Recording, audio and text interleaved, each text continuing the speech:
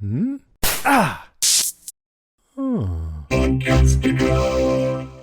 You're listening to the Run for Your Lives podcast.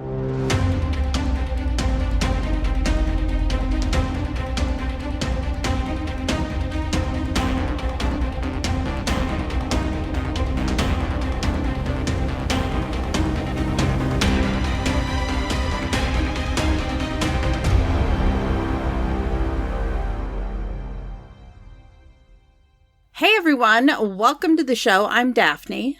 And I'm Pake. And this is the Run for Your Lives podcast. This episode, we're finally getting to it to kick off season 11 with the apocalyptic horror film 28 Years Later, directed by Danny Boyle and released June 20th, 2025. Yes, it took us a little bit to get there, but we're here. We're coming full circle. We're getting to it. We've done the other ones, and we've talked about how excited we were for these. So we're getting to 28 years. And what better way to kick off this season and talk about this movie than with one of our favorite people in the podcast universe around us, as I like to say, who I have actually had a conversation about this movie with like a year and a half ago or something. So I'm really excited to do that again. So you know her from the Bear podcast and the Walking Dead cast and all kinds of other great podcast stuff. Dr. Lucy Henney, welcome. Yay! Yay! I'm so glad to be here. Yeah, thank you for having me. I think this is your second time on the show because we did the crossover Anna and the Apocalypse for a Christmas episode like a couple of years ago. I was thinking about that the other day because I was cooking fish or like dealing with tuna, and all I could think about was that song from Anna and the Apocalypse that's like inexplicably in it where the guys are dressed up as fish. And there's like, I like fish, mother flipper. For the hell of it. So I was singing that to myself while I was making a tuna sandwich. It was great. I was like, I wish Pake and Daphne were here. Oh. I feel like we need to take a road trip, Pake. We need to, much like Buffalo, where we record in a different city every week, maybe we should just fly over and visit. Yeah, I was going to say, we said road trip at first. I was like, it might be hard to get there just using roads, but... Hey, Daryl Dixon managed it, so you guys can manage it. Oh my gosh. It might take 28 years, but... Yeah. Yeah. Oh my gosh. Yeah, I am really excited to talk about this one. I think, as we mentioned a little bit, it came out like mid last year, so it was like almost a year ago. By the time this comes out, it'll be close to a year.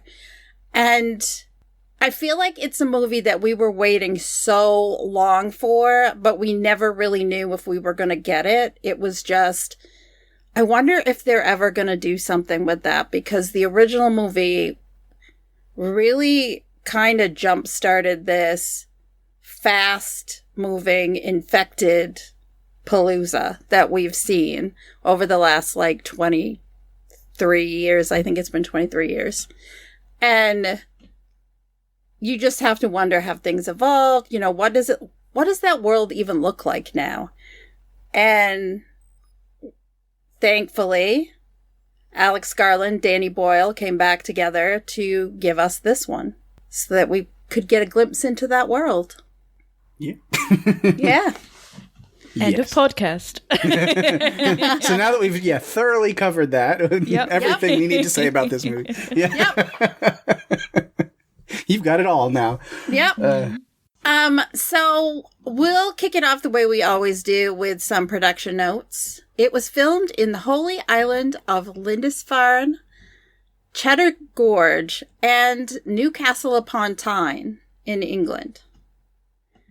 It is the first film in the new trilogy by the creators of 28 Days Later, Danny Boyle and Alex Garland. Was nominated for a BAFTA for Outstanding British Film. Did not get any love from the Oscars, and I'm still a little perplexed. Rewatching it this however manyth time for this was, there's so many things I was like, the visual effects, the cinematography, the score. Yeah. A lot of the acting. I was like, how did this get overlooked? I don't know. They weren't looking at the same things that we were, I guess. Yeah. So the budget for this one was $60 million. It grossed $151.3 million at the box office. It's 115 minutes long. Pake, give us a synopsis. I don't think this is the one from IMDb. It's not. I didn't like that one. I at didn't all. like it either. When I was looking up some stuff earlier, I'm thinking, he's not going to pick that. No. So I kind of went with something more near and dear to Lucy's heart, and this one comes from Wikipedia. Represent. Yeah, a boy living in a post-apocalyptic world undertakes a hazardous journey with his ill mother in an effort to obtain medical treatment for her. I like that. Mm-hmm. Amazing. I like that. It's not what they slam us in the face with at the very beginning of the movie, but it becomes that. And I think it represents the heart of the story really, really well. Yes. And I know that you're going to say something about the way that I had the characters listed because the main character really is Spike, not Jamie. But I don't always get in the document and reorder things. So I'm bringing it up before you can. Okay. Yeah, how we're going to cover this week. Usually when we have a guest, we kind of go like by points and things like that. But as I mentioned, like last year, me and Lucy and Jason and Karen over on, I think it was on the Deadcast feed or Cast of Us feed. Had covered this movie like days after it released in theaters. And so we kind of broke that down by a lot of our favorite points and topics on that. So Lucy and I have had that discussion. Yep. So we will do it in more Run for Your Lives fashion of kind of breaking it down character by character arcs and looking at it that way and just having our, free flow discussions that way. Although still when doing my notes for that, it's still like 75 to 80% Spike, and then I've just got a few other notes about some other things. But I think that works well though, because there have been movies, especially last season, that it was more of an ensemble cast and not like one by one. And so much of this movie is Spike. I mean, he is the heart of it, really, truly. Is, yeah. And so I think it's fine for so many of your notes to be Spike, because so many of mine are. Yeah. I also think this film is such a good one to talk about in terms of character. Yeah. Like, it's such a character-driven film. It's so rich with character development, and it's just, I can't wait to get into it because I think it's just rich with moments and development and things that just make it such a pleasure to watch and revisit. Yes. Agreed. So before we jump completely in, there were a couple things I wanted to say. One, I remember people, when they saw this movie, a lot of comments online were about the amount of male appendages that were available for view in this movie. Mm-hmm. That was one thing. And then there were people that were a little disappointed because they said it didn't feel like the first movie in the way that they wanted it to. And while I think it's I feel like it's different, but in watching it again, there were little things throughout that, no, this is absolutely connected to the first one. Absolutely has similar things that connect it. But it's not, we're not going to get Jim's story because this isn't Jim's story. Yeah, no. This is Spike's story. Yeah. I feel like it is very similar, though. Like, there's some more fantastical elements. There's some newer ideas that are imposed in this, as it's a lot further into the apocalypse, and there's different things you can explore. But I guess at the end of the day, if you boil it down, it's kind of a fish out of water story. As you have a regular guy who wakes up from a coma, and now the world is in some kind of rage virus apocalypse, and he's having to learn what that world around him is, while dealing with other people who have their own ulterior motives, and kind of realizing that not everybody is as helpful as they seem. it's kind of the same thing. It's like, yeah, Spike was born and lived in this apocalypse, but he's lived most of his life on this isolated island that's pretty well secured and safe. So we're also seeing this fish out of water, and it's also kind of a coming of age story for him. Yeah, it's very much a like Bildungsroman, isn't it? It's like the growth of this boy into a man over the course of this film. And he's learning about the world around him that he was not really sure what it was, and having to figure it out as he goes. It is a very similar movie in that way. It's about life. It's about growing and adapting to the world that you're in. And even to the point of Eric and the things that he was saying to him, realizing that his little island world and then even this bigger mainland is just a piece. There's so much more out there where things are what we would consider much more normal compared to what they're going through here, which is a community and a country that's just basically been isolated and blocked off like it doesn't exist anymore. Yeah. But then beautifully, it's also about death, which I think is brilliant. It's about how to live life and also how to die in a way, and how to deal with the spectre of death that hangs over you. And I didn't expect, I think, when I first watched this film, for it to be as emotionally rewarding as it is at the end. Like, it's just such, in many ways, such a lovely, nice film. Like, we were talking about it in the car, because Peter was like, what are you going to say about the film? And I was like, lots of different things on my mind. And one of the things he said that stuck out to me was like, all these things that on paper should be horrifying actually become these amazing acts of love in the film. Like, getting handed your dead mother's skull should be awful, but it's actually this really beautiful moment of like catharsis and freeing and deep emotion. And I guess that's something, I don't know if this is a good segue into Jamie, but that's something that Jamie doesn't see or doesn't let himself see in the world, is beneath that surface level of what things look like, how they actually are. Yeah. I wondered if he, with his wife's illness, even wanted to know what it was. I feel like in some ways he was just waiting for whatever was going to happen and not really thinking beyond that, because he was trying to raise a son and with a sick wife, and you could tell that it drained him a lot, and he didn't have a lot of outlets. No. I said, since you had Jamie at the top of the doc, and I actually don't have any specific notes about just him, because everything I have with him really is tied in with his interactions with Spike. So just off the dome, I'll just, free flow here. But thoughts on that as you're talking about that, as I think what I notice about his character is that I don't know if it's denial. It could be to some degree, but yeah, it's just, he does kind of personify that I don't want to face it. So I think that might be a reason he takes Spike out earlier than he's supposed to. Spike is younger than he's supposed to be when he goes on this journey. Absolutely. And I think he's just like, we just need to get away. We need to do something else, move forward. Where you can tell that he goes out and he drinks a lot, and he's just kind of he's looking for all of these outlets to not deal with what's going on at home.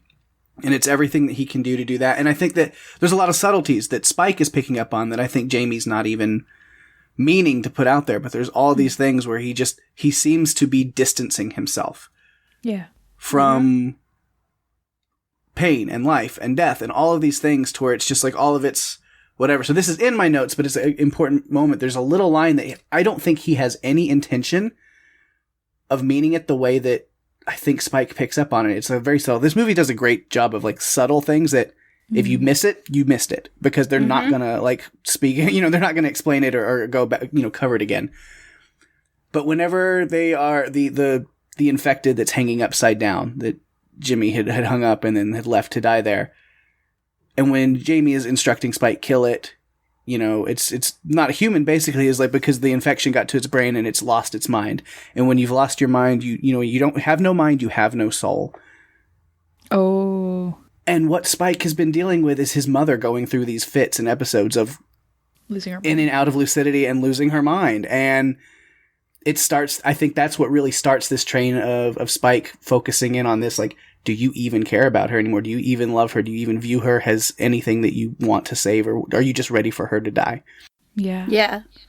I think I think that's super on the nose. And the line that broke my heart, I think, was when his mum says to him, when Isla says to Spike at the Bone Temple, I thought someone else would tell you. I was just like, oh, someone should have told this kid, but no one did. Yeah. No. And that's so neglectful. And that's cost him this innocence of hope. And Peter described it as, this story is about a boy who goes looking for a wizard, like, to cure something. Like, it's a quest narrative. And I think the thing we came to with Jamie, because I find Jamie a fascinating character, because I think he's actually quite a good dad. Like, I think there's a lot that he does in this where actually he clearly loves his son a lot and does his best by him. And there's a couple of moments where I'm like, wow, for a portrayal of, like, masculine strength, inverted commas, you're actually doing quite a good job of being quite emotionally in tune with your son. But he's not honest. He's not an honest man. He's not honest with himself. I don't think he sets out to, like, be duplicitous, but you see a range of behaviours where it's a slippery slope with lying, whether it's, I mean, the worst one is probably, of course, being unfaithful. But even then, I would argue it's obviously not a good thing to do. I'm not endorsing it, but the pressure of having essentially lost your partner, they've become someone completely different. That's very isolating. He exaggerates when he talks about what Spike did, but again, that's through this kind of bravado and male pride. Is anyone hurt by that lie? You know, is it a white lie? There's lots of instances where he could be more honest than he is. But there are a few instances where I think he lies for an evil reason. I think it's all from all the wrong action coming from a place that is not a malicious place. And I think Aaron Taylor-Johnson is one of those actors. I'm sure I said this to you before, Pake, but like, I always forget how good he is. I never seek out a film because he's in it. I'm never like, oh, it's an Aaron TJ film, I'll go and see it. I'm always just like, whatever. Then I watch him on the screen and I'm like, this guy's brilliant. He's so good. Why don't I watch more things with Aaron Taylor-Johnson in them? And then the cycle repeats. It is funny because it's very similar. Because I mean, obviously, like probably like a lot of people, my introduction to him was Kick-Ass. Kick-Ass. And to see, you know, it's very different, you know, where the trajectory he's gone on since then. But then, he's done, like, I still haven't watched Craven. And, like, there's always these kind of blockbustery movies that are just like, you know, whatever. Mm-hmm. But then, when you stumble across him doing something like this, or even the role he played in Nosferatu, as like small as it was. Yeah, I was just like, about God, that. He's so good though. Yeah. He was so great in that film, by the way. Loved it. I was thinking about it because of him. I was like, oh yeah.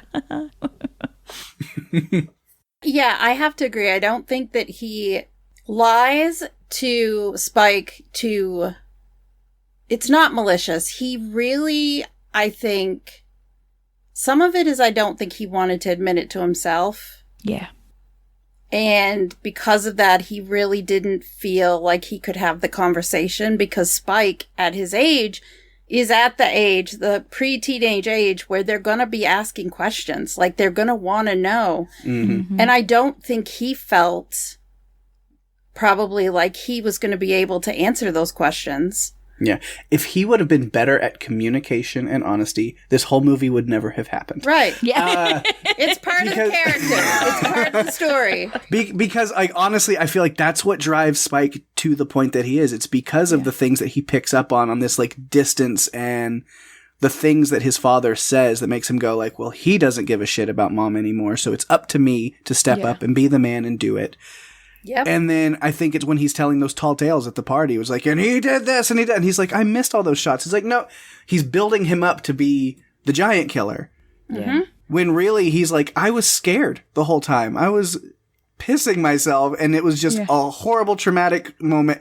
And it kind of pushes him to be like, well, now people are going to want to see me this way, or my dad's built me up to be this way, and I don't feel that way. I feel like I was just a scared little child. So now I have to take mom out there to the mainland on my own and prove that I'm capable the way that he wants to see me. Yeah. What I loved as well was two things. One is how gentle with him Jamie is in the attic when Spike apologizes. I thought, to me, that's the mark of his, like, character, because there's so many shows where you could watch that and the dad's going to be an asshole and be like, yeah, you should be sorry, or something, just be like, yeah, well, whereas he actually really holds space for him in that moment, and he's like, you don't have to be sorry, you did well.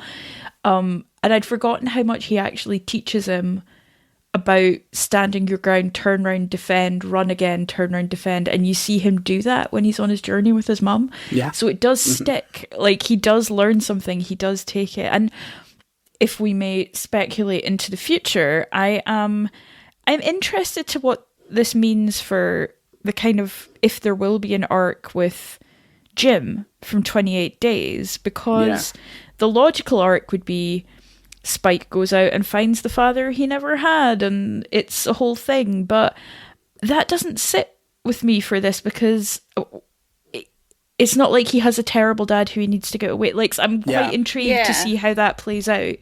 And I was sad that we didn't get any Jamie in the second film. I did feel that, like, this guy would burn the woods to the ground to find his son. Like, I don't know. Given what we saw at the end of the movie, the way he ran into the water, the high tide, knowing the current could drag him off, he wanted to will himself across that causeway so that he could go and find his son. I mean, you could just see the angst and the frustration and the fear in him in that moment as he runs across. I did laugh a little bit at the baby being called Isla, because part of me was like, isn't Jamie just going to be like, am I married to a baby now? Is that my wife? Did Benjamin Button my wife? Kelson! I'm so confused. He is insane. How did he do it? Reincarnation. Spike's like, enjoy having an affair with a newborn. Like, that's going to ruin your night. Like, oh my God, it just really made me laugh. But I the other thing I wondered, and this is complete conjecture on my part, is I think the Jimmies are known to the people on Lindisfarne. I don't think they know them in depth. I don't think they know the truth of what they do. But Spike's dad was not surprised to see Jimmy carved into that body. So I think they're... I can totally understand why you wouldn't tell Spike about them. But he does say there's weird people out there. And I'm like, so like... That makes sense, because then I was like, well, why wouldn't the Jimmies have come to Lindisfarne? And I'm like, well, what we learn in the second film, they're not stupid enough to try and take over a whole well-protected, fortified island. Yeah. But I just wondered, in the back of my head, I was like, he just doesn't seem shocked by this in the way that you might expect. So, I think Jimmy's legend is maybe a bit further spread than we're led to believe on first watch. Yeah, there's a lot that I want to try to separate a little bit and not go like no major spoilers or talking about Bone Temple too much, just because we will get to that movie. But hopefully people have watched that by this point too, who are fans of this and wanting to listen to that. But in case not, but there's definitely things that like we'll kind of maybe hint at a little bit without like giving away too much stuff. But so I guess just really break into we've talked about a lot of stuff already, but really breaking down Spike and his arc and kind of everything he goes through. And as we learned, to give some ground, is after the events of all the previous movies that the infected have been contained to the British mainland. So as an island, it's the infected world. And those who live there are just having to deal with the infected as the new normal. There are other countries that monitor and make sure that everyone stays there. They do these like quarantine runs. Yep. And then, as we see with Eric, if anyone somehow ends up on there, then they can never leave. It's a permanent quarantine in perpetuity. Like, the British mainland has just become like, that's the infected place, and we just ignore that, and that's we just let that happen there. And the rest of the world carries on. Yep. I mean, it's not too far off. What can I say? It's not amazing here. It sounds like things have continued business as usual everywhere else, with delivery drivers and cell phones and all of that have just continued while things have gone much more primitive. It's a fascinating juxtaposition, right? Like, there's iPhones. Like, what the fuck? Yeah. Like, it is that we get that little moment of like, oh, the world has just picked back kept up going. and moved on. So we meet Spike. I love this kid so much. Like, he easily may be one of my favorite movie characters in recent history, especially with this movie. Again, no like spoilers for Bone Temple. That's not really his movie, though. I think he's in it. I don't think it's his movie. There's much more big focuses. This is his movie, and it's so good. And we'll get to a lot of that. We did talk about it, so I'll get that part out of the way, I guess, is because we talked about it when we did it on Cast of Us or whatever. My personal connection to that, and I've probably talked about it on this podcast in some degree in the 5.5 years we've done it. But I think why I gravitate towards Spike so much is I lost my mother to cancer when I was 11. Or actually, like the week or two before I turned 12. So very much in the exact same age of Spike here. So this entire arc with his mother and, eventually leading to him accepting her death, it was very familiar and cathartic to me. I just really latch on to him as a character. The scene of him climbing the skull tower to give her that perfect final resting place. It just, one of the most emotionally impactful moments for me in like the best way. It's always a very good cry every time I watch this movie. It's just like, it's so emotional. It's so good. Like you'd think it'd be like, it would be a hard watch, but no, it's like, as you said earlier, Lucy, it is beautiful in like a weird kind of, yes, it's macabre, it's death, and it's bones and skulls and memento mori, but it's so beautiful at the same time. It really is. I felt like it was a ceremony, like him taking that skull to the top. It was like not a rite of passage, but just some sort of celebration of her life in a very subtle, quiet way. Yeah. And giving her the best spot, which is what the doctor told him to do, like put her in the best spot. And he, of course, took her to the top. And I just thought it was poignant and beautiful. Yeah. Yeah, I think it really is. It's yeah, it just kind of hits. It hits different after a loss. I think it hits different after this kind of, I don't know, those moments where you're thinking about life and death and getting to pick the way you want to go. There are many deaths, and this is a good one, and it's just, oh God, I got really emotional watching it again. I was like, why am I watching that again? And I'm like, it's so I can talk to Daphne and Pake about it, so it's worth it. But also, oh no, the feelings. Like, I'm a big softie though, so sometimes I love to just dive into the feelings. So it's the same where I'm looking forward to it. I'm like, I can't wait to watch this movie again so that I can get to that end and I am destroyed. Like, I need it. Sometimes if you feel like you need to get in touch with your feelings because of other stuff that's going on and you can't really connect the way you want to, if you go back and watch something like this or a movie that's going to pull you into that space and help you process and get to that point, then sometimes facing it is the best thing to do. Just dive in and do it that way. I thought the whole piece, and here we are, we're really kind of talking about the end. The whole part, right from the moment that he drugs Spike and Spike sits down, to me, from there till the time Spike puts her skull on top is just like one ceremony and tribute for his mother. Even the part where she's walking down toward Kelson because he's gonna release her from this earth, basically. It all just, to me, was almost tranquil in the way that it just was calm and careful, and the interactions that she had with Spike just before it were just so beautiful that stunning. You can't help but get emotional or at least feel impacted by watching it. Yeah. It's funny because I have notes throughout the whole movie, like in order, but I'm like, I gotta skip ahead because we're talking about this stuff now. So yeah, we have to. It's that moment. It's wild though. Like, you really see the change. And I don't know if it's just like the way it's filmed. I mean, there's definitely a lot of props I'm going to give to Alfie Williams in that role playing Spike. But then, and then Jodie Comer and Ralph Fiennes carry so much of that weight and like really lift that up too. But like throughout the movie, you see Spike has this air of an adolescent who is reaching maturity in many ways through the movie. But yet this moment where he's sitting there with Kelson and he is told, your mother's going to die soon. There is no cure. Nothing's going to work. I truly see him in that scene, in that moment, as just this scared and helpless little boy that he is right there. Yeah. He almost looks younger than he's looked the whole movie in that scene.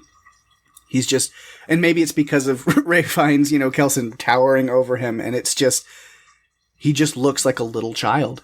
And you just see him scared and helpless, like I said, and then, that's where his young age is really, like, shining through there. And all I can think is just, like, somebody who, like, works with kids around, like, this kind of age range and stuff that, like, have, trauma and stuff. I just want to hug him. Just give him a hug. He just needs a hug. But I see me in him in that moment, too. Like, there's a lot of, like I mentioned, with, like, what I, went through at that age. And watching him, like, go through the stages of grief pretty quickly, from like the I don't understand, what are you telling me, like we came all this way and you're saying you can't help her, to the bargaining of like, just tell me, I'll go into the town and I'll go look at the hospitals and what medicine, the old medicine, tell me what I need to get and I'll get it and I'll bring it to you, and all of this stuff, to just like, no, this can't be happening, what are you telling me? It's like, we came all this way and it's not, and then he's mad about it and he's just like, you see him go through all these steps all the way to acceptance that this is what's happened, and that closure of placing the skull. And like I said, it wrecks me in the best way every time.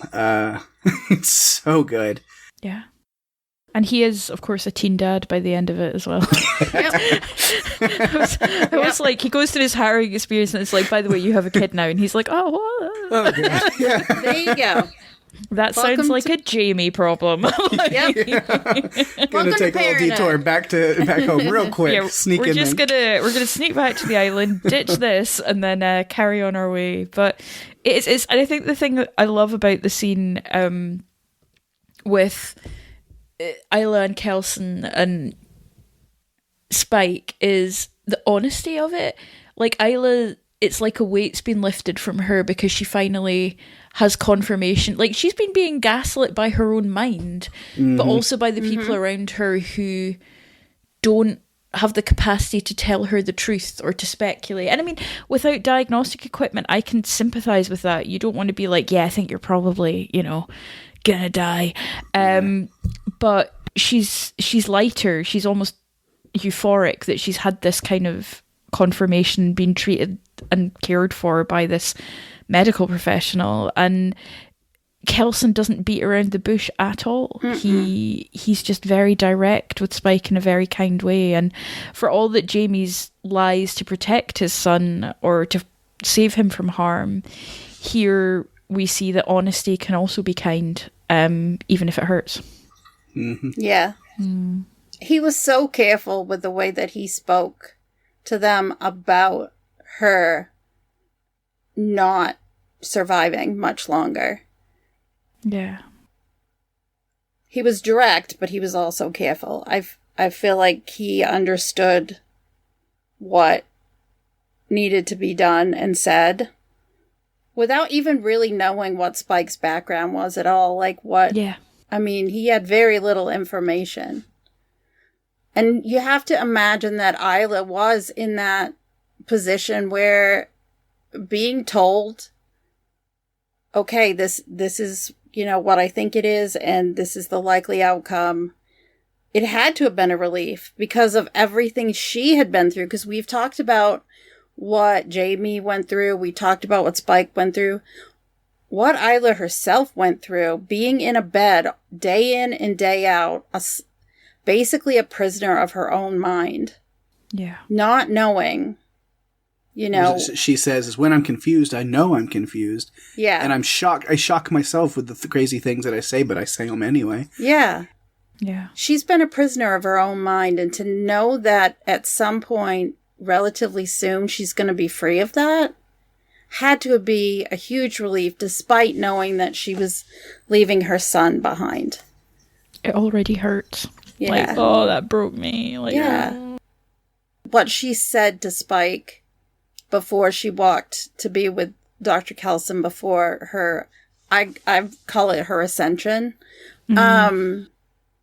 She was just so sweet and kind, and I felt like she was lucid at that point when she's having those conversations with him, and I was grateful for that, for Spike's sake, that his mom was able to be his mom in those moments, because he's gotten used to the episodes and things that she was going through, and so to have those precious moments with her before, I'm sure mean everything, and will mean everything to him going forward.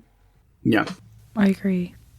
Yeah. This is, I mentioned how young you really can tell he is in that moment, but throughout a lot of the movie, it is that situation where he's got to grow up fast, and you see him, not only, she calling him dad, but, but kind of having to, like, not really, like, be that, like, a father to her, but in a way, like, he's taking care of her. Yes, we're going, we're going to go find a doctor, we're going to get help. And when she's having those kind of, like, moments where she's, like, lost in her brain, is being able to direct, okay, like, instead of getting, like, weirded out by the things she's saying, just being like, okay, we'll just roll with that, and we'll figure out what to do. Well, I'm just going to need you to do this. Okay, we need to run now. We're going to go here.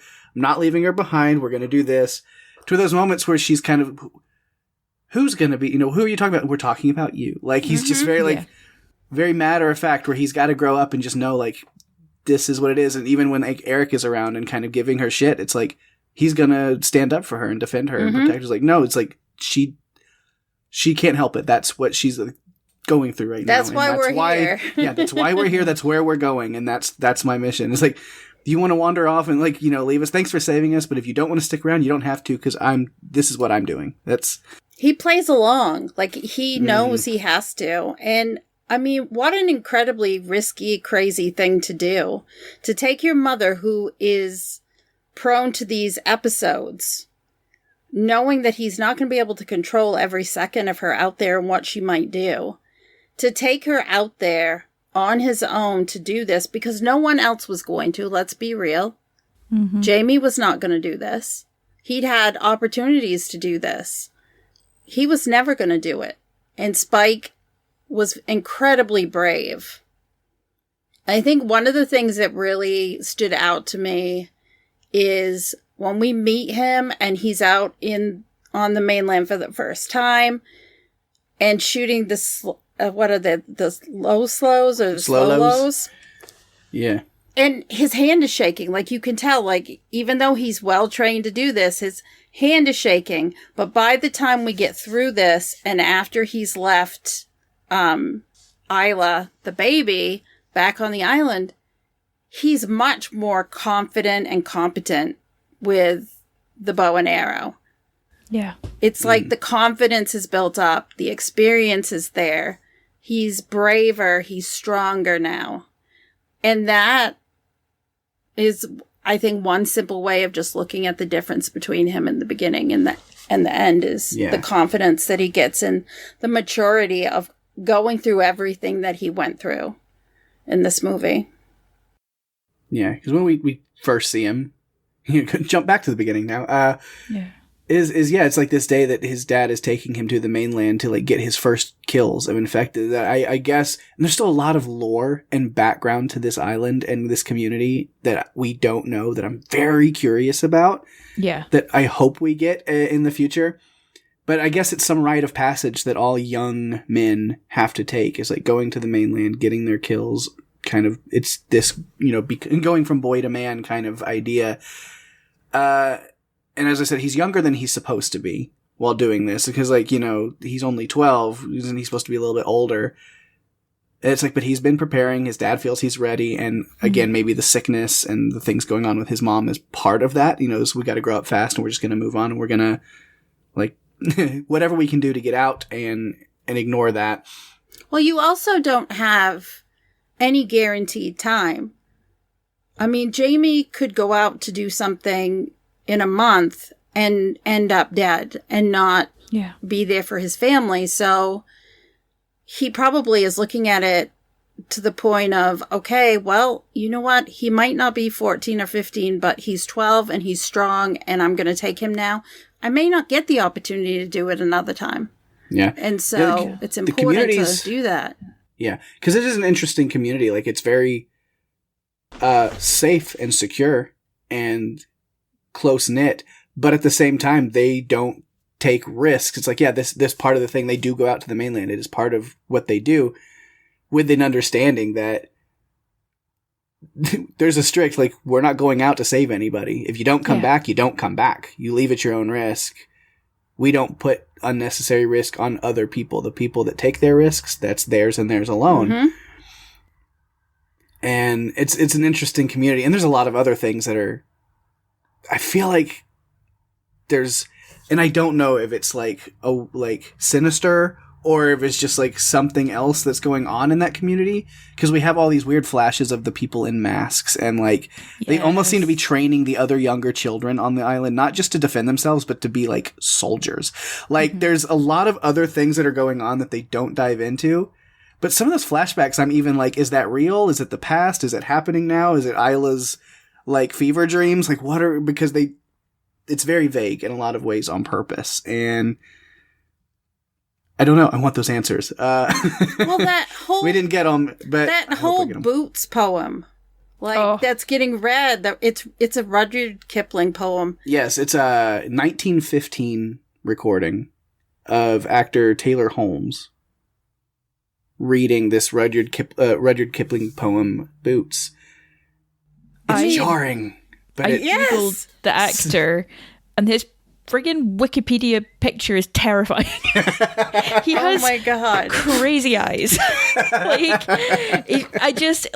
the kind of picture you'd expect to see on the wall. Oh my gosh, he does have crazy eyes. Doesn't he have murder eyes? Goodness. I looked it up and I was like, I bet it's just some like rinky-dink old actor. And then I looked and I was like, oh no, I don't like that. Like, he's scary looking.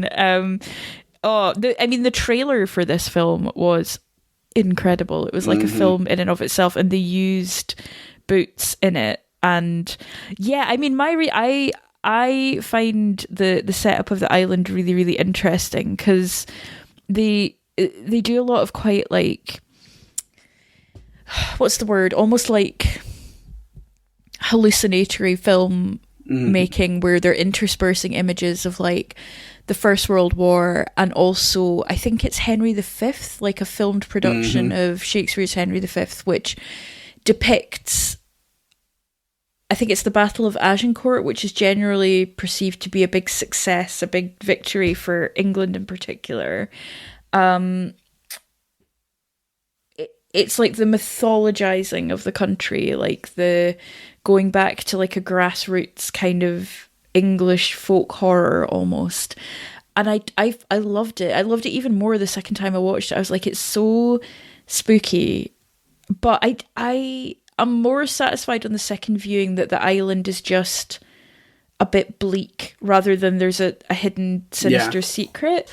But the way they shoot it puts you so ill at ease. And I think it also plays on what we've learned now from over a decade of saturation in the zombie genre, that things are not always what they seem, and bad things are lying under the surface. But I loved, like, on the wall in the UK we have these kids books called Ladybird books, and they've got a very specific style of illustration, and it's all like, a guide to butterflies and things like that, and they've got Ladybird style pictures on the wall of like the jobs you can have in the community. Yes. And it's like baker, soldier, hunter, like I was like, wow, everything gets stripped right back to the kind of bare minimum, but they still endure and survive, and I find that really fascinating. I have to say, I don't trust the guys on watch very much. They tend to be asleep whenever we see them.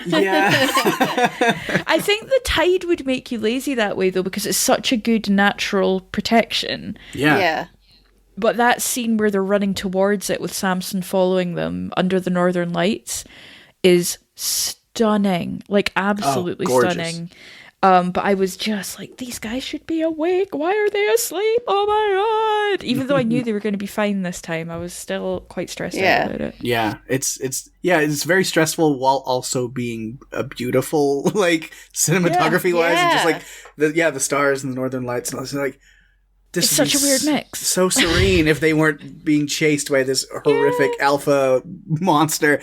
And that's the cinematography, like, I looked at watching it again this time thinking, how do you not put that on a list for, like, best cinematography? That scene alone was just beautiful. Yeah. Well, that, and then just, like, the creative use of filming techniques to give, like, a lot of those, like, kill shots while Jamie and Spike are out, and then even just, like, Spike later stuff where, like, the arrow through the head, and then it almost like Matrix bullet time where it stops and then rotates around and you see all these little angles. So good.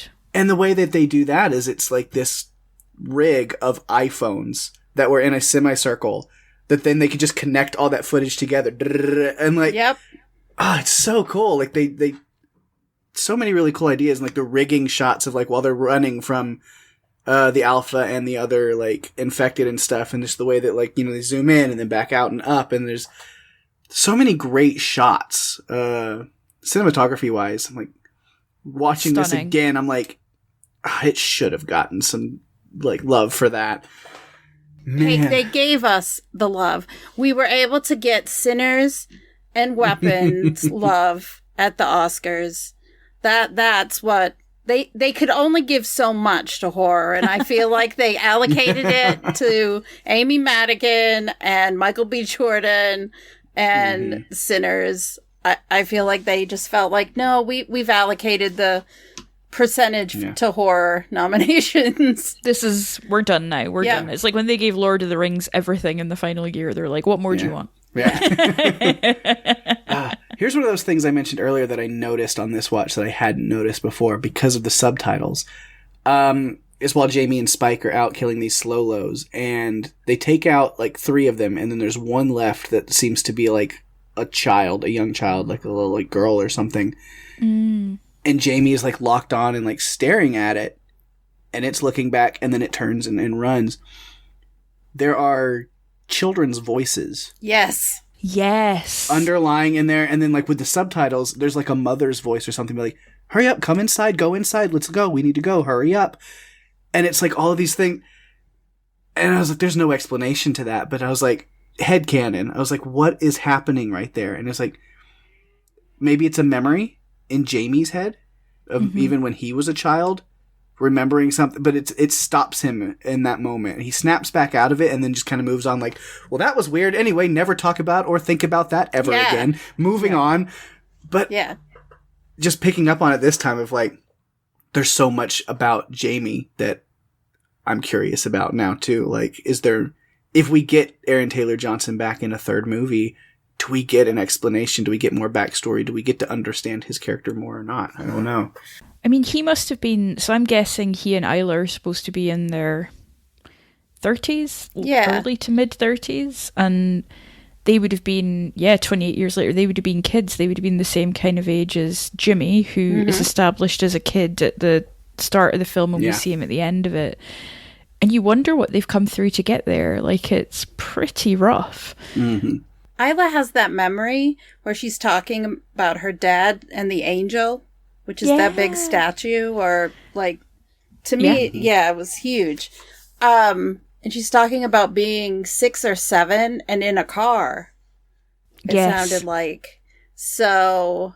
Were they heading that way? Yeah. So it sounded like that was just before it happened, or when it was the initial thing was happening. So. I wondered if people were told to go to Lindisfarne or planned to go because boring British geography. The older guy says that Kelson practiced as a GP in Whitley Bay, which is not far from Lindisfarne, but it's not right beside each other. If you were living in Whitley Bay, if you were living in Lindisfarne, I don't think your GP would be there. So I wondered if people had gradually gravitated there, if it had seemed like a logical refuge for people in an outbreak. Lindisfarne is stunning. If you ever come to the UK, you can visit it. There is a causeway, but the causeway is a little road, so you can drive over. All of the areas in the northeast that they mention and where they shoot things are really beautiful. It's a lovely, lovely part of the country. Yeah, I'd love to sometime. That would be, fantastic. Like all of those like shots, and that's another thing that's like fun to have you on here. Is just like, please, boring. Tell us. It's not boring. It's like I want the like British geography and history and stuff that you living in that area and knowing that stuff.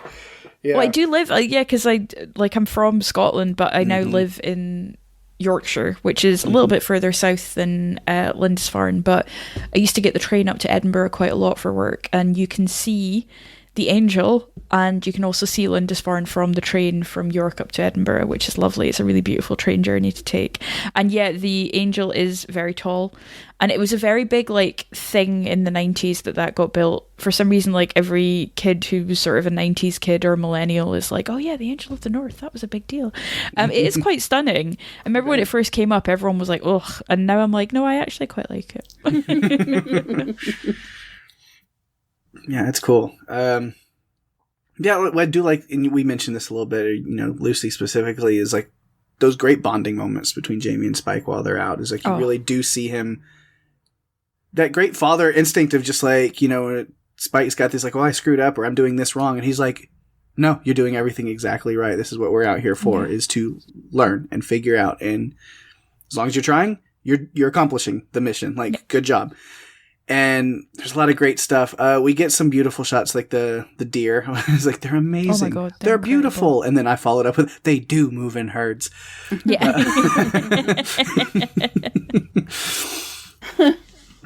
Or what does the fox say? That sound. And it can be quite surprising if you're not ready for it. Which I was. I've seen this enough times. I'm fully prepped for a fox in that moment at this point. You mean it doesn't go dun dun dun dun dun dun dun dun? Yeah. There's a song that's what does the fox say? Mm-hmm. I was thinking about the meme with the deer. It was years ago, the Fenton meme, the guy who loses his dog in a park in England.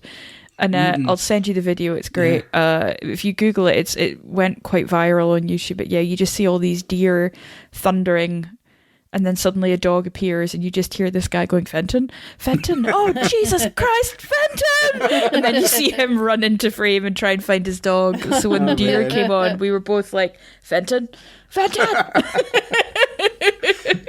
I think, too, I mean, Jamie finds a Frisbee at one point, and the fact that Spike doesn't know what it is. Aww. But he's talking about it like, oh, but it's fun, It's like, there were little things like that just kept reminding you of the very different life that the kids grew up in versus like what Isla and Jamie and the others did. Something that exists just for fun. Yeah. Must be incredible. I love the idea of like Jamie coming out like rocking a yo-yo or something and being like, look, I can walk the dog, and him just being like, what is this? Like, For your next lesson, Spike, this is a Rubik's Cube. Yeah. Back in the day, we used to solve it in 9 seconds. Amazing. It's great just to see them out. And then there's like mixed in, of course, like, when they go into the house and then see Jimmy's handiwork. And we talked about that, no mind, no soul. And then it kind of brings the emotional thing down, especially on future, like on multiple watches, where you're like, ooh, like, cause you can see Spike, like, he's got that kid brain where he's gonna like hyper focus and hyper fixate on like little things and read into them so much and be like, well, what does that mean? What does everything mean? And what is your, motives of saying that? And I think it just kind of, there's like a lot of those little things that kind of build to that lead to what happens, why he ends up kind of turning on his dad and yelling at him and telling him to leave and taking his mom out of the village and seeing that. But yeah, like the alpha kind of stalking, like they run into that and they manage to go back to that house and then have to just hide up there. It's kind of that, I can do this all day, all night, and I will just stand here and wait for you. Yep. Which then makes me wonder, after they fall asleep, that herd coming through and kind of making the house collapse on itself a little bit. It's like, does that alpha direct that herd? Is it smart enough to do that somehow? Like, to try to like force them back out of the house? Was that a planned action kind of thing, or just bad luck? I don't know. They're not the whisperers, Pake. Like, he can't get in there and direct them that way, but... It's got a murmuration of birds that just, like, follows them around. Like, nature... the animals are very in tune with the infected in these alphas, right? I like the way that Jamie explained, like, the Jimmy body. Like, maybe it's a punishment, maybe it's a warning. There are strange people on the mainland roaming. Yeah, that was foreshadowing of things. Yeah. And Lucy, as you said, that like maybe then they're at least somewhat aware of the Jimmies or who. Yeah. Which I didn't really think about. I was like, that makes sense if they are. I mean, the Jimmies do a lot of viral marketing. Yeah. So. They do. Because you see it on the side of a building as well, don't you? Like Jimmy, I don't know, he is risen, or Jimmy's written his name on it or something like that. Like, yeah. I mean, the Jimmies made me think of like an old school martial arts movie at the end when they were jumping down to take out the infected. They just, the way that was shot was just very old school. Like, I don't know, an old Bruce Lee very Power movie. Yes. Rangers. Yeah. So Like that. like this like heavy metal Teletubbies theme song. Oh. I'd forgotten about the heavy metal Teletubbies. Yeah. I was like, oh Lord. It's interesting. So can I talk about the Teletubbies? Always. I have to tell you, okay. First of all, Do they exist in America? Oh, yeah. I watched so much Teletubbies as a small child. Yes. Okay. That explains so much. I wondered if the Teletubbies, if that was actually more horrifying than anything else that was in this movie at all. Absolutely, yes. It honestly seemed demented. I've never really paid attention to the Teletubbies. I couldn't tell you very much about it.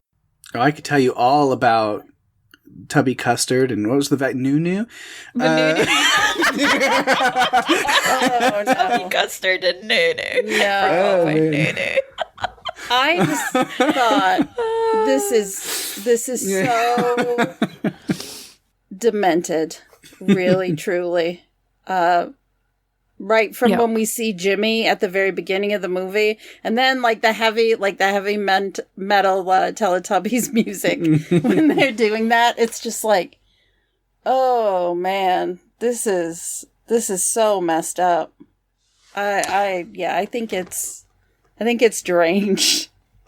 I believe what Daphne's saying is that Jimmy was doomed the minute he started watching Teletubbies. Yes. I don't know, like I said, I watched a lot. I mean, Tinky Winky, Dipsy, Lala, and Poe were spent plenty of time with them as a child. And I think I turned out totally fine and normal, right? Yes, sure you did. You watched enough of other things to balance it out. Jimmy only really has Teletubbies with nothing else. Plus, I mean, Jimmy saw his father convert to the new religion, which is basically being eaten or converted. That's what I called it. When he was converted to a new religion. What was it? There's something I recently watched or something. I don't even remember what it was now, but Teletubbies came up and somebody was describing it. It's like, so they have a TV in their body that they can watch, but then if you go to that TV, it's them on there, and then they see themselves on the screen inside Jimmy! them. It's Boner Temple. Yeah. And it's like, but then on the screen inside there, then on that screen, it's them watching the screen, watching themselves on a screen, watching themselves on a screen ad infinitum.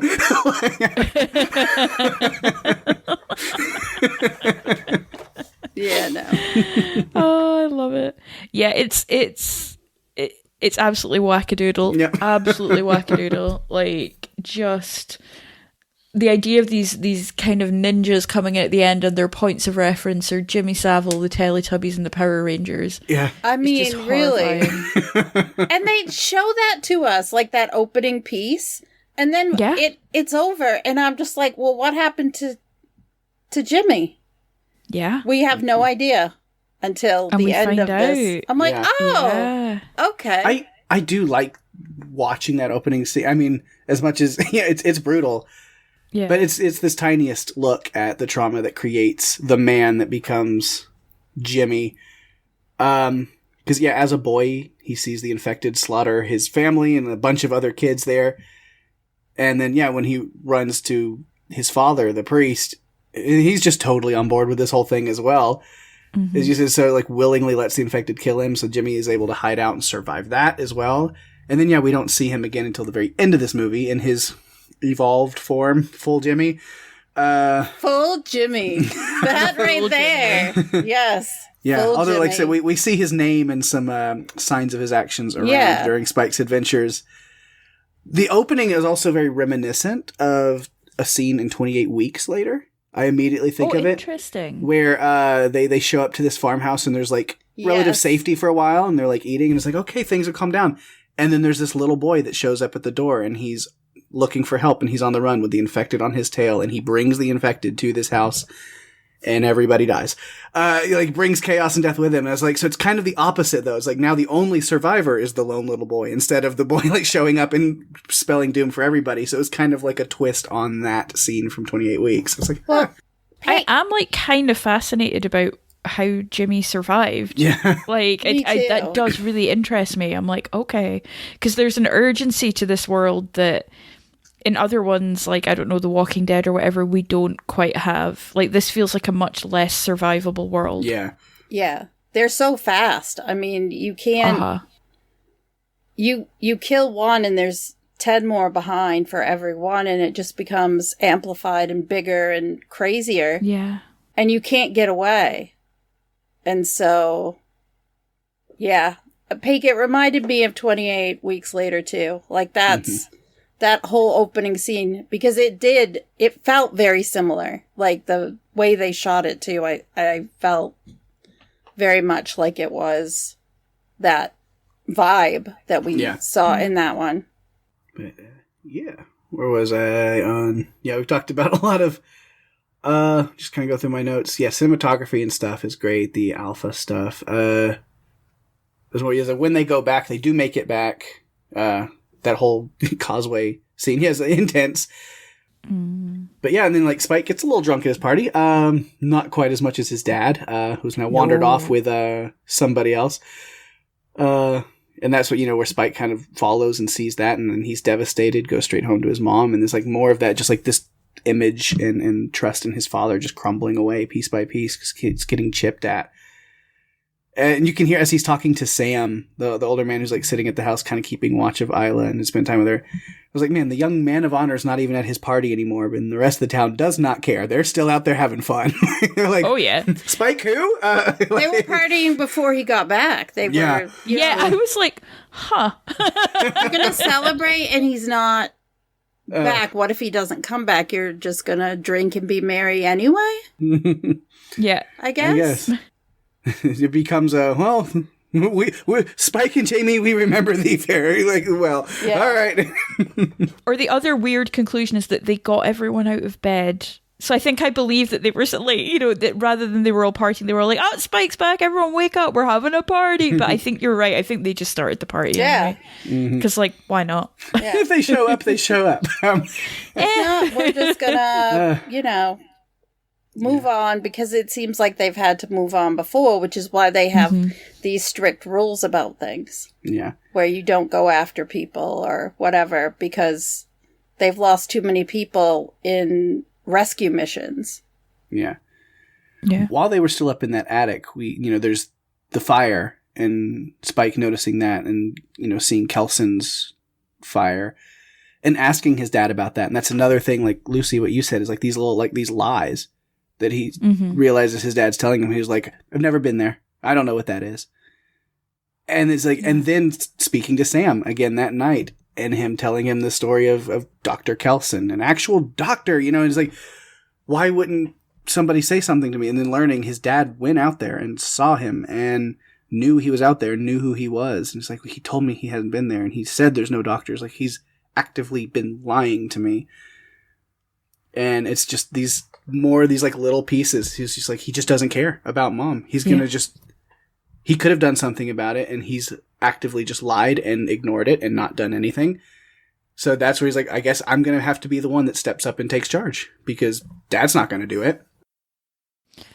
And then you see it also from Jamie's perspective of he saw something really fucking creepy. Yeah. But then when we hear the stuff about it, we're like, oh no, that's actually lovely. Like, it was funny, and Peter described it as he thinks he's seeing him doing this this crazy ritual. Yeah. It seemed and like he is. Yeah. But it's not crazy. Like, it's that thing of like, it's what Jamie sees is true, but it's also not true. It's also not the full picture of it. And I find that really, really interesting.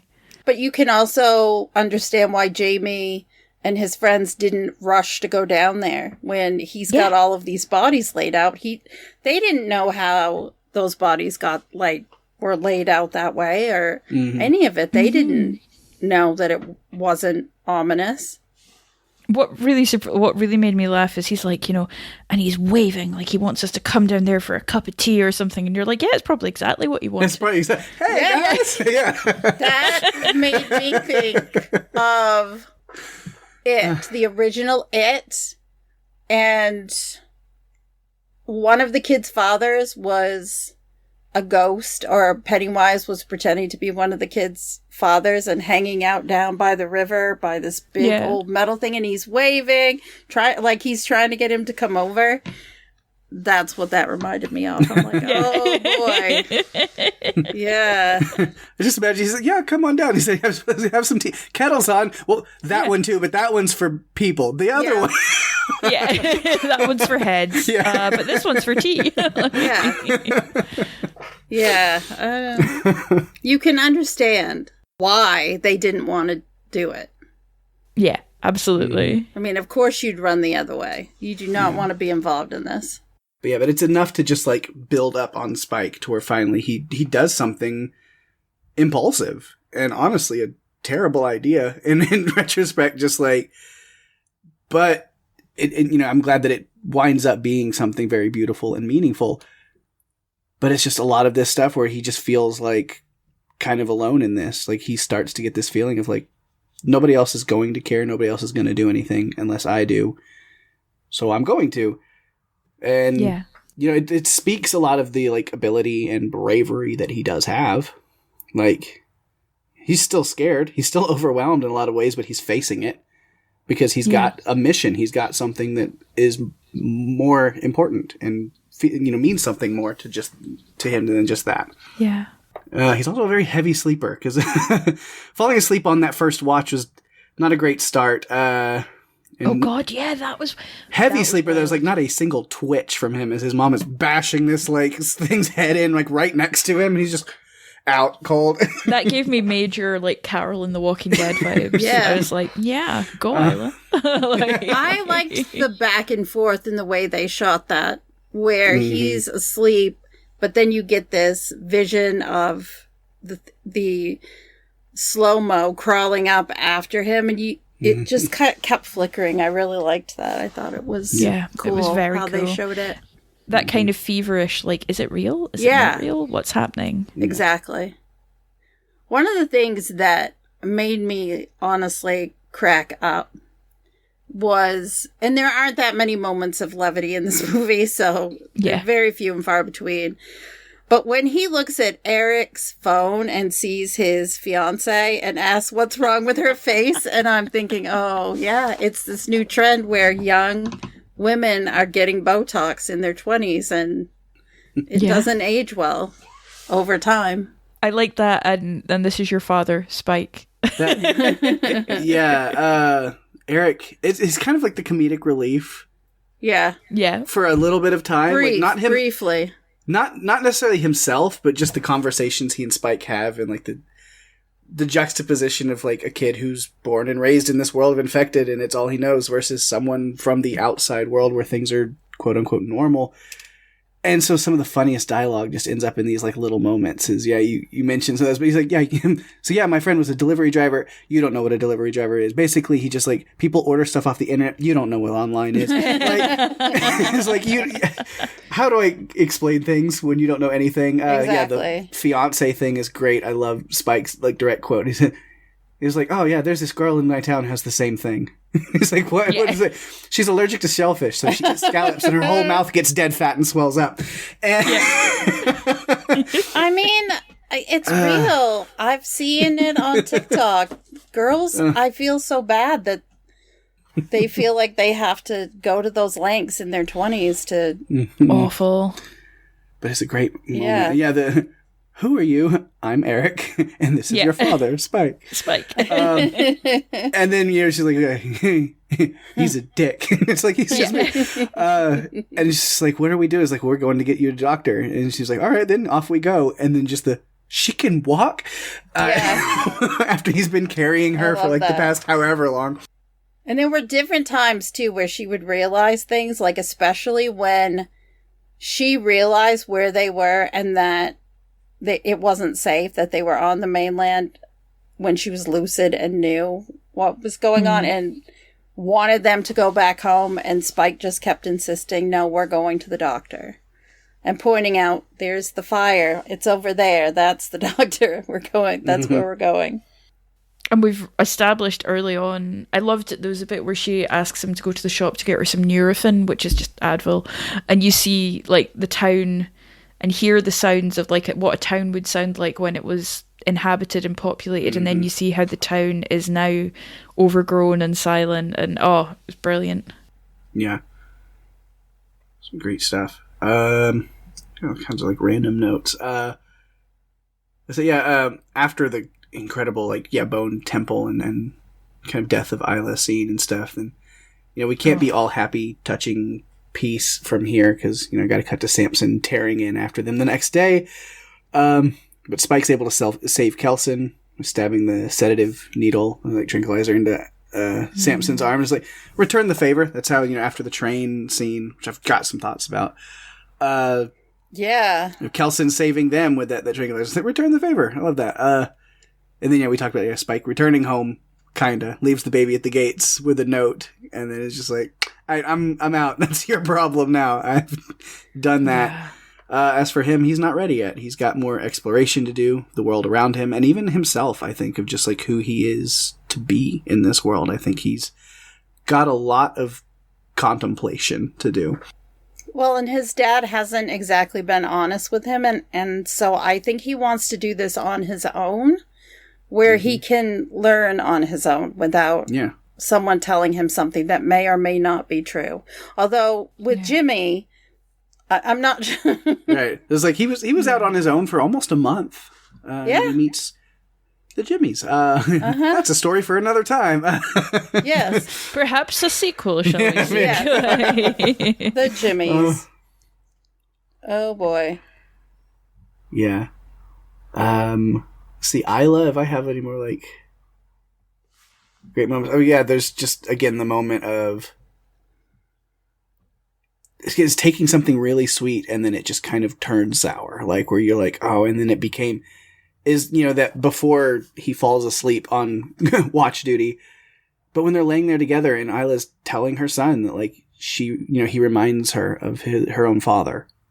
And it's she's lucid in that moment. It's very you have his eyes, you have his sense of humor, does the little, crossing his eyes and goofy little face. And it's there he is. That's, and it's a very sweet and cute moment, but then it creates this new thing in her brain that twists it up. And then eventually she starts actually getting him confused with her father. Mm-hmm. And it's just oh man, it's heartbreaking. And that scene where she's talking about the time travel aspect, and you see a man stand behind her and put his hands on her, she's feeling her father's presence there. It's incredible. Mm-hmm. And I think as much as it's two different wolves, right? His dad and his mum. So his dad is teaching him how to hunt and be ruthless and violent. Well, not ruthless, but to use violence to survive, which is necessary in that world. And he's teaching him about those aspects, but his mum is teaching him about empathy and care and setting him up for his next kind of journey. Mm-hmm. And between the two of them, they've raised a really good kid. Yeah, absolutely. I don't know if I would endorse all their methods, but Spike, he has two parents who do love him very much and kind of show it in very different ways. But it is interesting to see the way they're kind of juxtaposed with one another. Yeah. And his mom was very against him leaving the island. Like, in one of her moments she did not want Jamie to take him off the island. Yeah. She felt he was too young. Yeah, the Angel of the North scene, and man, it's beautiful, but again, sad, because you know her mind is just elsewhere completely. Like, she is just not there. But then, yeah, the infected show up. Spike gets them running. They wind up at that Shell station where the S has appropriately fallen off the sign. Yep. Love that. And that's where they meet Eric. Which, the music cues. Again, I need to look like exactly what these are, but oh my God, when that like benzene ignites and then like torches the infected and it's like all burning overhead while they're laying on the ground, and like whatever, like this music, this score that's playing, that's like these like weird, like it's kind of like this electronic mixed with like some classical with like these like kind of like weird vocal like loops and stuff. Like the music, I mean, Alex Garland always finds really unique music in his works, like across the board. Man, we've covered a few of his things, but like Annihilation has some of the like most unsettling just music cues and stuff also, where you're like, ha! So his projects always are great with that. Do you know much about Young Fathers? Mm-mm. So Young Fathers they're a Scottish hip hop group. They've been around a while, and they scored this film. Nice. Okay. And they are you should listen to, like, we were on a trip to, ironically, an island in Scotland earlier this year, and one of my friends is a big Young Fathers fan, so we had them on in the car, and oh my God, they're great. And watching the film, having listened to the songs that they'd written for it and the things that they'd arranged, thoroughly recommend checking it out. Nice. I will. Their soundtrack is that's the answer I was looking for. I was just like, I need to look into that, and you're like, I've got you covered. I know exactly what you need to look at. Yes. I was like, either Pake will absolutely love this already, or he is yet to discover it. So I'm glad to point you in that direction, because that was one of my notes, was Young Father's soundtrack is perfect. Mm-hmm. Yeah, I love it. It is. I think the music as a whole, all of it, beginning to end, was just perfect and impactful. So I forgot that Kelson makes the "Alas, poor Eric" joke, because I made it first and while watching this one, and then it comes back around and he says it, and is like, I forgot he also makes that joke. So it's a good one. Poor Spike. All these people saying these things and then looking at him pityingly, like, you won't get it.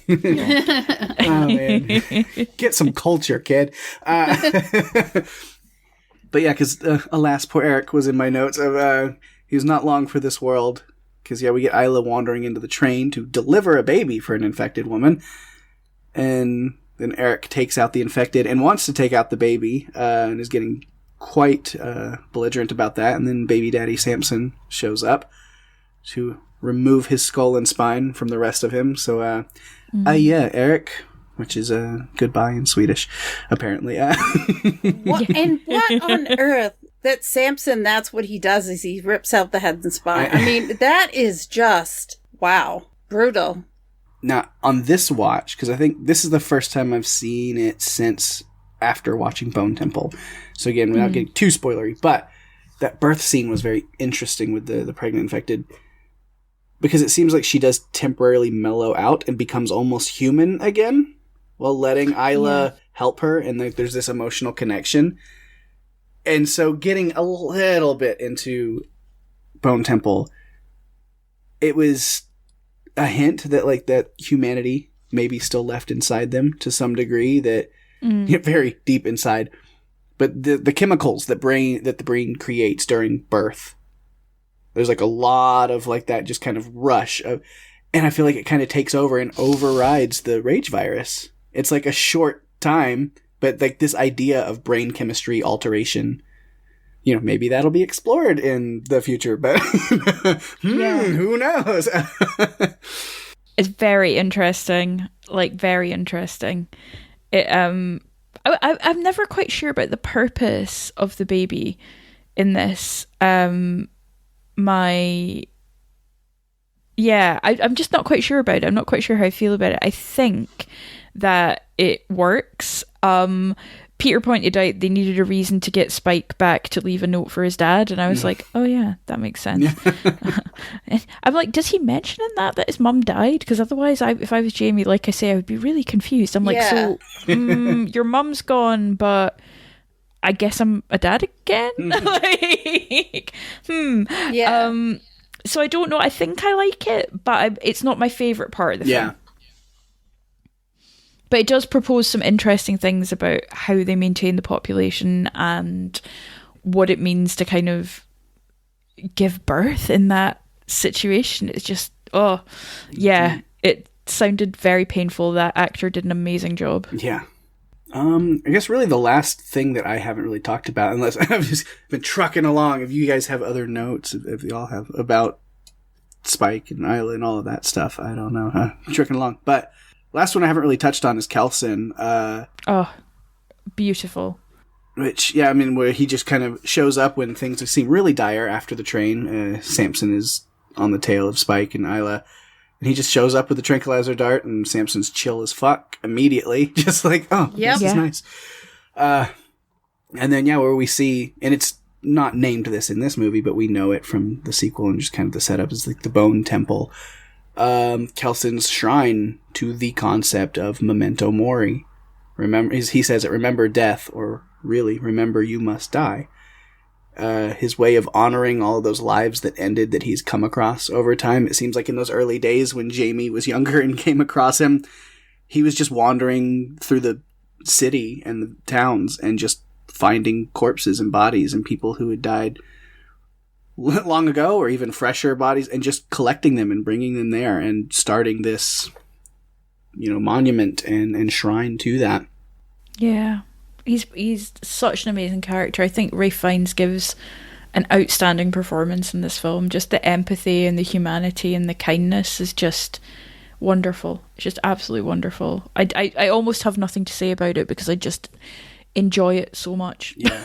What really, one of the moments that's so emotional, of course, that whole bit with him kind of diagnosing to the best of his ability Isla, and having that conversation with her, and then that conversation with Spike, and all of that we've talked about plenty. But then when he's really explaining to Spike the situation, and it's not just the memento mori, which is important, is remember we must die, and then as you mentioned that to have the opportunity to choose your death, and that it's a good one.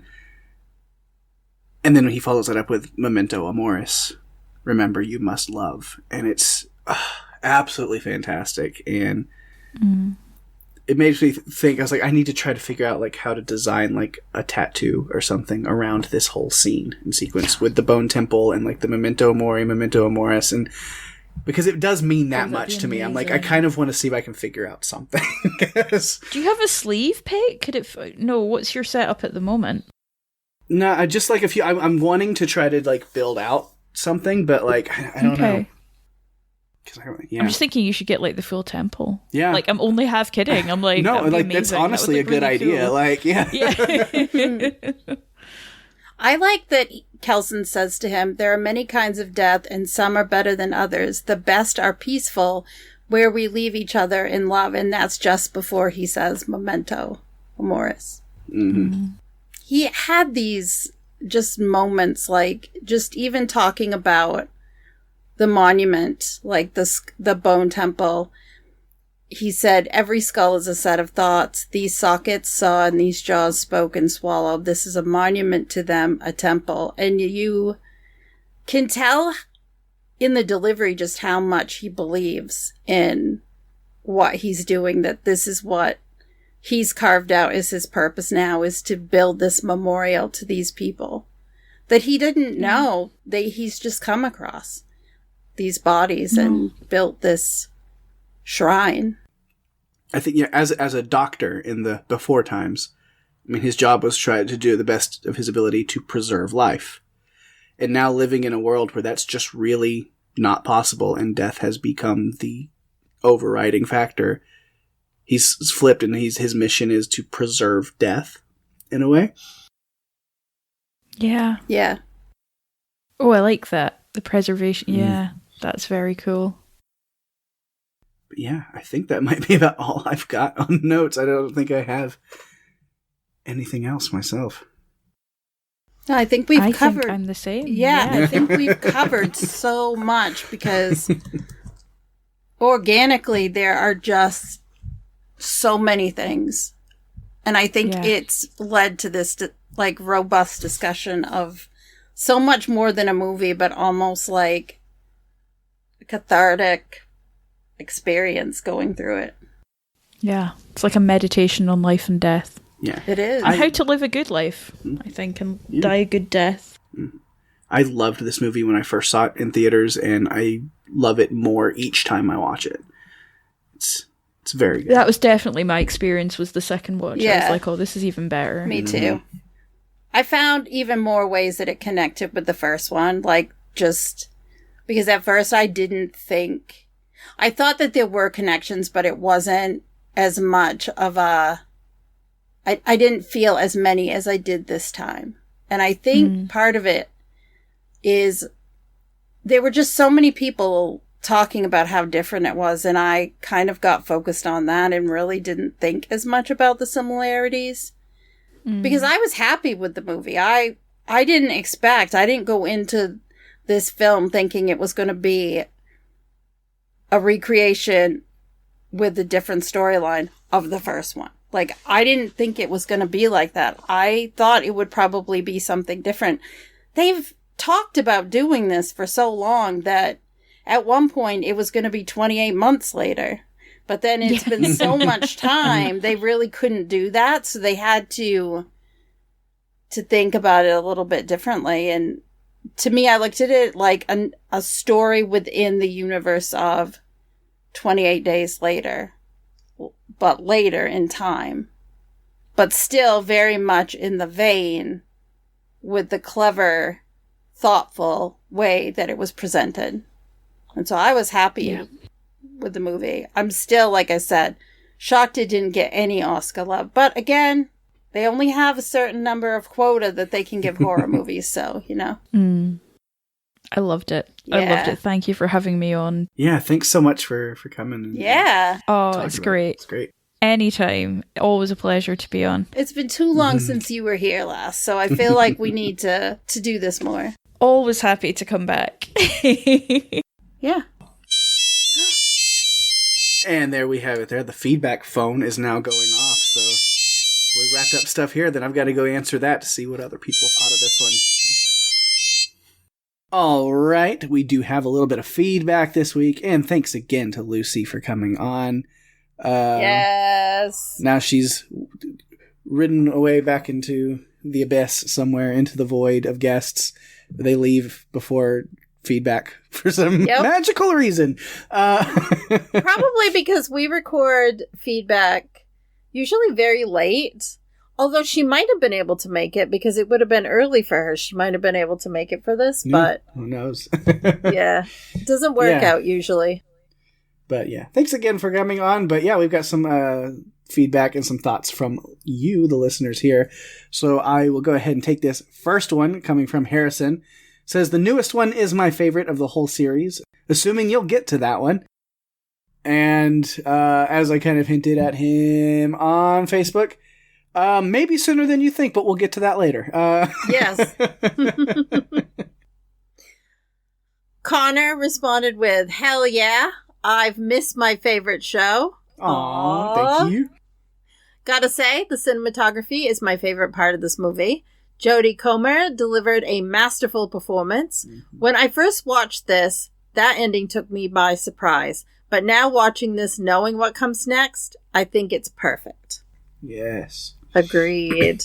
Yeah, so thanks to y'all for that feedback on this movie. But we also do have some feedback from Tony coming in for the last season. A little, look back on the Look Back in the Ruffle Awards. We did get to hear from her about some favorites. So she says, I always miss out on getting my feedback on time, but that's okay. It's very okay. We got you. But I still want to send my favorite moments listening to Run for Your Lives. I loved your bloopers episode and the Getting to Know Us episode. So nice to hear about you both. I really enjoyed that. Which, awesome. I do love to hear that because I always wonder if people enjoy those as much, because it's like, yeah, it feels like a cop out. They're not talking about a movie because they just want an easy week. But I appreciate that. Like, at least we have one listener who it likes to hear those from time to time. So maybe we'll keep doing them sporadically. I don't know. We'll see. Yeah. She goes on to say, though, my favorite monster was the monster in Frankenstein. What an incredible movie. Black Phone 2, I really enjoyed. I just watched it for a second time last night and appreciated it even more. K-Pop Demon Hunters was such a fun movie and an unexpected surprise. Bring Her Back, in my opinion, was the most disturbing movie you covered. That one is eek, but it had some real themes of loss, love, and trauma that you both covered in your discussion. Piranha was so nostalgic for me and so much fun. I still have to watch Lost Bus, but it is on my list. Thanks for all that you do. Your hard work isn't lost on me. Anyway, I love you guys. Have a nice break. Here's to the next season. And we did have a nice break, and here is the next season. Here to it. Yes. Thank you very much, Tony. Yeah. Thanks for being patient with us. I know this was longer than our usual breaks, but I think we're coming back better than ever and ready to bring you some great things to listen to and great movies to watch in this upcoming season. Mm-hmm. If you want to leave us feedback, we mentioned before, Podcastica Discord is getting active, so you can join us there. We pop in from time to time, and so if you have comments or want to talk about something, I usually check it a couple of times a week to see what's happening, so you can do that. But if you'd like to submit your feedback the regular way, you can find us on Facebook and Instagram at Run For Your Lives Podcast, or you can email us at runforyourlivespodcast@gmail.com. If you're enjoying the show, tell your friends. We're available on all podcast players, including Apple, Spotify, and YouTube. Go to runforyourlivespodcast.com for all the links that you're ever going to need. And give us a review on Apple Podcasts, as that is the best way to share the love and get us out there even more. We really appreciate it. Absolutely. We do appreciate it a lot. And of course, speaking of sharing the love, I got to give those shout outs to what's going on in the Podcastica universe around us and beyond. Been a while since I've said that. But yeah, a lot of great stuff on Podcastica right now for you to check out. Of course, the Walking Dead cast still has the Walking Dead rewatch going on. Jason, Lucy, and Claire together this week. Season 6, episode 10 is the newest one for you to check out over there on the rewatch. So they're still trucking along over there.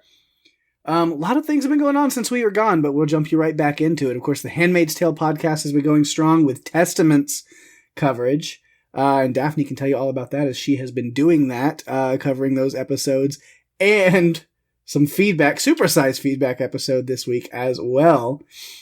And some big news on that show being renewed for season 2. So you guys will have some more stuff to cover in the future as well. I'm so excited. I think Bruce Miller and his team knocked it out of the park with this one. I know not everyone agrees, but the ratings have been really good. The rankings on Hulu have been really solid. And the cast has been incredible. The way that the girls they chose for each of the roles, it's just been so intriguing, terrifying, disturbing. All the things that come with anything connected with The Handmaid's Tale. And it is renewed for season 2. Me, Jason, and Wendy have been going all season. We just dropped episode 9. The finale's coming out on Wednesday. Our episode will come out after. We did release a nearly 3-hour feedback episode that covers feedback from 3 episodes. Because we had screeners, and so we're trying to drop episodes the day that the episode drops on the platform. And so in order to do that, we had to use this strategy. It's worked for us in the past, and our listeners seem to like it. So yeah, it's been a lot of fun to talk about this show, and I can't believe that it's going to be over. And now we're coming back with Run For Your Lives all at the same time. So. You're not allowed to not have something to do. We got to make sure you're busy with something constantly. You're not allowed to stop. Nope, not allowed to stop. Yes, definitely check that out. And of course, Wax Episodic is continuing on with Severance coverage, going back over the seasons that have been out for people to watch, kind of watching those and checking them out. So they're in season 2 right now with episode 4. Jason and Karen have been doing that coverage there. So if you're a Severance fan or need a good excuse to finally get around to watching it, Wax Episodics have been doing that coverage there of the seasons, so check that out. Also, What is From is the podcast, and From is the show. That's what it is. And yeah, From is back right now with season 4, and so there is coverage for you to check out. It's in a different format right now. Lizzie's kind of running the show solo right now, but she's doing live YouTube episodes, videos over their streams each week to discuss the episodes and talk about them after they air. Yeah, Pake and Jason's also releasing the episodes as a podcast on Podcastica. So they can listen to them in their feed like they always would. And I think the name of the YouTube channel is What is From. And of course, the podcast feed itself still has those live discussion episodes, in quotes, up. So you can definitely check that out if you want to hear some more of Lizzie's thoughts on this really great season of From as well. Yeah. I'm bummed that they're not going to drop a new episode this weekend, because now I'm like dying to know what happens after episode 5. So check that out as well if you're watching that show, which you should be. Still Slaying has got some fun. Of course, that is the podcast for all you Buffy fans out there, covering all kinds of episodes of Buffy and Angel in that universe. However, they're stepping a little adjacent, sticking with the vampire theme a little bit, but this week you can check out Jason and Rinaldi over there with Penny to discuss Blade. So still get some vampire goodness over there on the Still Slaying podcast, so check that out as well. Some Blade coverage. And then outside of Podcastica, of course, we have our good friends at Pirate Core Entertainment Podcast Network. A lot of fun stuff over there that they work on. Kaiju Cast. All the Godzilla universe and Monsterverse stuff around there. Mark and Dimitri wrapped up their coverage of season 2 of Monarch recently, so you can check out all of their coverage of that season. Definitely want to check out that, because when we've done Godzilla stuff on here, Mark is always our go-to guest for a reason. He knows what he's talking about. Absolutely. And then if you haven't met or heard Dimitri, he knows exactly so much, as much, if not more so. You gotta check that out. I feel like the next time we do a Godzilla film, we're gonna have to bring in both of them. Yeah. Although the podcast may end up being 4 or 5 hours, so I don't know. We'll have to. I would be like, I'm not taking notes. I'm just gonna sit here. You'll hear me go, cool, yeah, and let them talk the whole episode. Exactly. That may be what happens. Hey, if we need an easier week, that's what we'll do. There you go. So definitely check that out, especially if you're like a big kaiju fan, because both of them know so much, and they're great to listen to. Also on the What's On Tonight podcast, Becky and Mandy, of course, did all of their great coverage of The Pit. Finished that up while we were on our little break, and a lot of good stuff there for you to check out. So definitely make sure to check out their coverage, because not only they cover the episodes, but they've been getting a lot of really great interviews and stuff over there.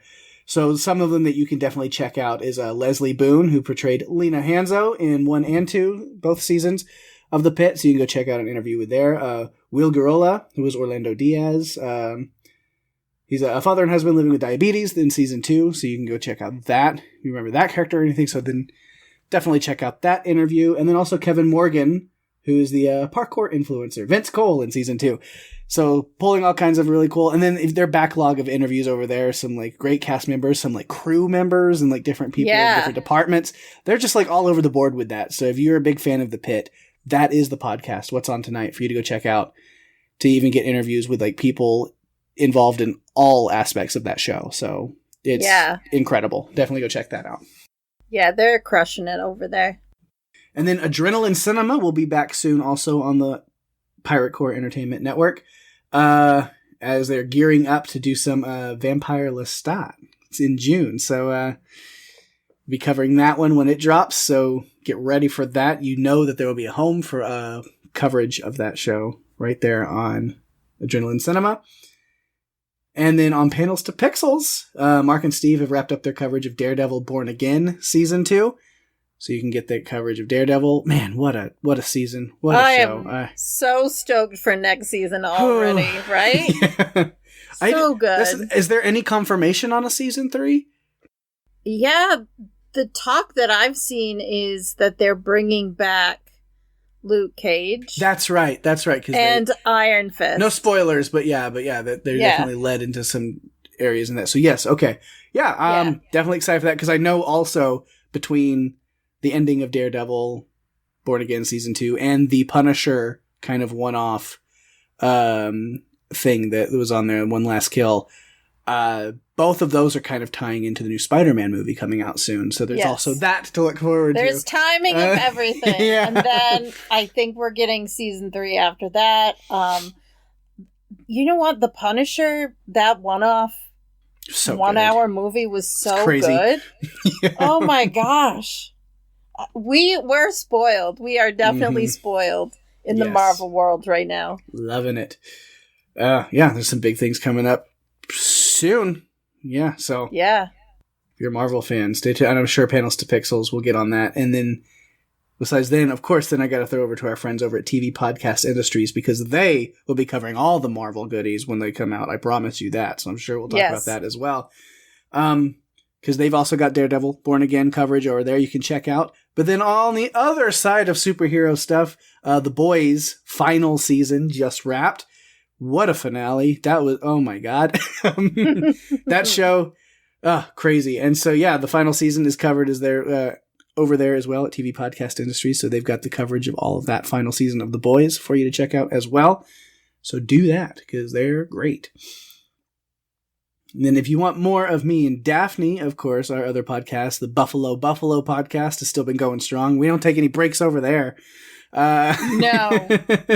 We have not missed a week of posting an episode since we started that podcast. It has posted every Monday, unless I forget and posted at noon instead of 9 a.m. We have posted it every week. It is so consistent. Yeah. Stay over there, because it's fun. We get it together. We try to make each other laugh. We succeed among me, Jeff, and Jerry, and then Daphne, sometimes we succeed. We try our damnedest. We do what we can. And if we can't make her laugh, then we just make her frustrated and roll her eyes and sick of us. Whichever one we can get, we'll take. I do throw them a bone occasionally. When they have really done well, I will respond by laughing. Yeah. But yeah, so if you want to check that out, a lot of great episodes for you to check out. But we just hit the milestone of the 100th episode. And so we do have some fun guests over there on that one. And it's the longest episode. But yeah, we had a lot of fun with that one. So definitely check that out. But yeah, after all of that, you can finally be happy to hear next week we will be back. We'll continue on. We are here for the new season. So you'll get some more Run for Your Lives goodness in your ears. Daphne, what are we doing next week? Well, when Dr. Kelson makes a discovery that could reshape humanity's future, this happens as Spike is learning that the infected are only part of the danger after he encounters the dangerous and charismatic Jimmy Crystal. We decided to go back to back, and we are covering Nia DaCosta's 2026 film, 28 Years Later, Bone Temple. Yes. So yeah, it's happening sooner than you think, Harrison, because next week we're just going to run them back to back, doing one after the other, and just jump into 28 Years Later. Go ahead and get them covered, get them done, because we're excited to talk about it. After covering this one, we're just we got to keep going. We got to get to it. So it'll be here for you next week to continue on the series. And we are still hoping for a third movie. It seemed a little sketchy at first. But, so the actor who plays Spike, Alfie Williams, posted a picture on his Instagram this week where he was ready to get back at it, and it had a picture of, basically, he was holding a bow. I feel like we're going to get that third movie, and that would make me very, very happy, because it's either that or he got cast in a Young Robin Hood, the movie. So we'll see. It also could be some new Hunger Games adaptation that we don't know about. Yeah.